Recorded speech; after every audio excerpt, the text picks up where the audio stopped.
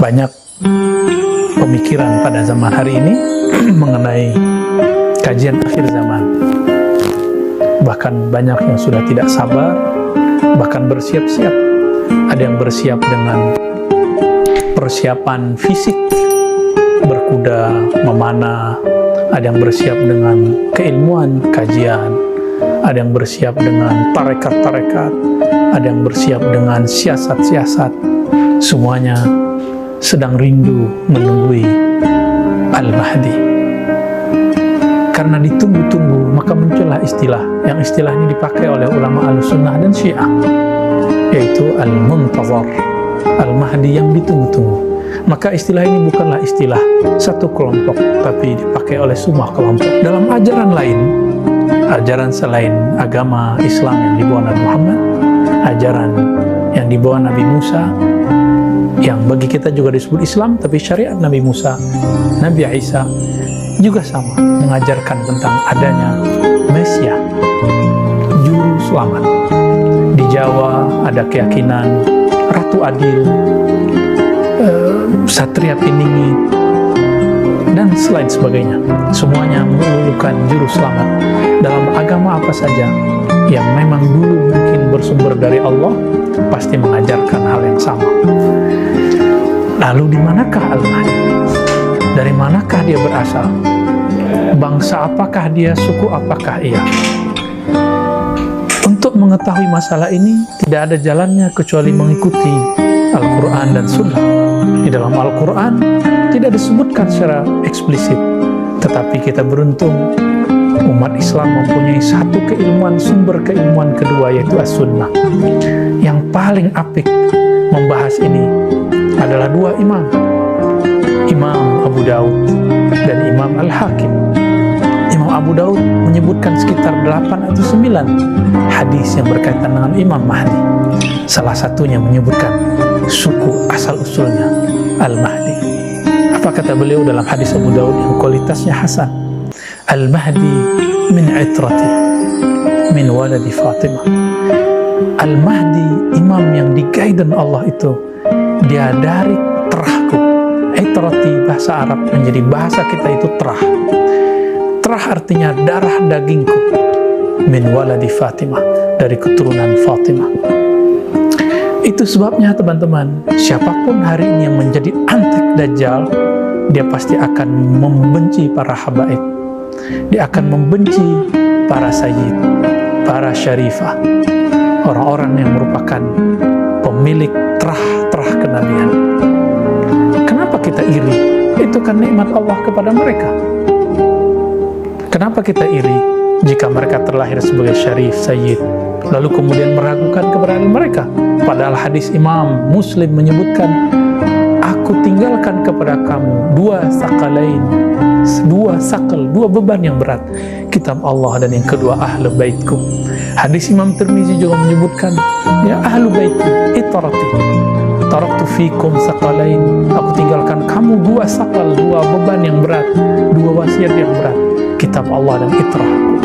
Terah Nabi itu terbagi dua.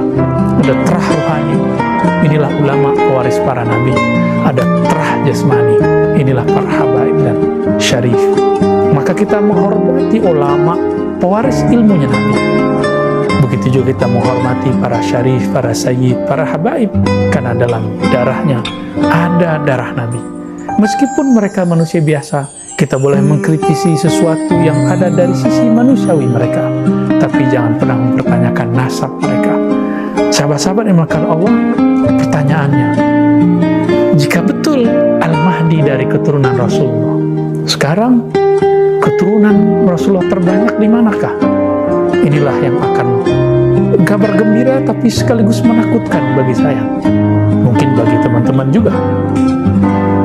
Jika kita lihat hari ini dan tanya kepada para ahli nasab, tentunya nasab keturunan Rasulullah, karena ilmu ini fan khusus, ilmu ini berjilid-jilid kitabnya. Maka orang-orang yang tidak mengerti nasab Nabi, uskut, diam saja, karena ilmu ini ditulis berjilid-jilid. Saya pun tidak khatam membacanya, karena banyak sekali nama dan fam-fam yang sulit kita hafalkan. Kalau tidak mengerti, jangan berkalam.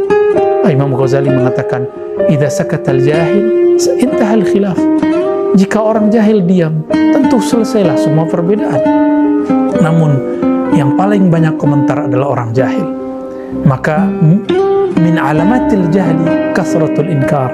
Ciri-ciri orang jahil banyak ingkarnya. Sahabat-sahabat bukan Allah, para ahli nasab ada dari kalangan ahli Rabithah, dari kalangan keturunan Sayyidina Al-Husain, ataupun dari kalangan Sayyidina Al-Hasan. Mereka hampir semua sepakat zuriat Nabi yang terekam nama-nama mereka, kelahiran mereka, fam-fam mereka, suku-suku mereka terbanyak di Nusantara, di Indonesia, di Malaysia, di Patani, di Singapura, di Brunei, dan sekitarnya. Meskipun banyak tersebar di India, di Gujarat, di Uzbek, bahkan ada beberapa di Cina, ada juga di Amerika Latin, ada di Mesir, sampai ke Maroko sana ada. Namun zuriat Nabi yang paling banyak dan terekam dengan baik itu ada di Indonesia. Maka Rabithah Alawiyah Indonesia termasuk rujukan di dunia ahli nasab internasional. Dan saya belum bertemu orang atau komunitas atau institusi terbaik melebihi Rabithah Alawiyah. Barangkali inilah nubuat Nabi dalam merekam, merekod siapa yang meninggal, siapa yang lahir dari orang yang tergolong kepada keturunan Sayyidina Al-Husain, Bani Alawiyah, kecuali Rabithah Alawiyah. Kita bisa merujuk mereka, dan ini bagi saya adalah mukjizat Nabi Sallallahu Alaihi Wasallam yang mengatakan kullu nasabin inqata'a illa nasabi, semua nasab terputus kecuali nasabku.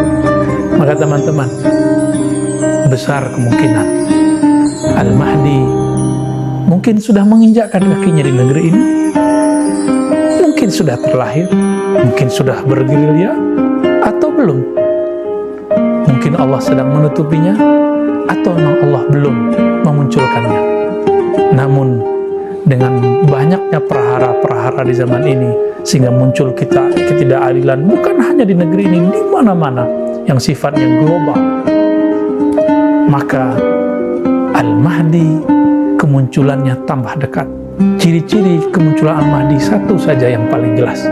Idza muliat al-ardu jawra, jika bumi ini dipenuhi dengan ketidakadilan secara global, bukan parsial, bukan partai, bukan presidensial, bukan monarki, tapi global.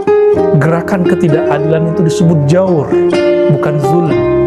Jawr ini lebih umum lagi dan lebih ganas lagi daripada sekedar zalim. Jika ini sudah memenuhi semua dunia, negara-negara sudah mulai timpang, hancur, baik karena pandemi, penjajahan, dan segala macam. Tinggal menunggu saat yang terakhir munculnya sang juru selamat, Al-Imam Al-Mahdi, yang ditunggu oleh semua orang yang percaya kepada Tuhan alam semesta, yang kita sebut dalam agama kita Allah Subhanahu wa Ta'ala. Apakah negeri kita? Jika melihat persentase jumlah para habaib, besar kemungkinan dari negeri kita. Tapi bisa juga bukan dari negeri kita.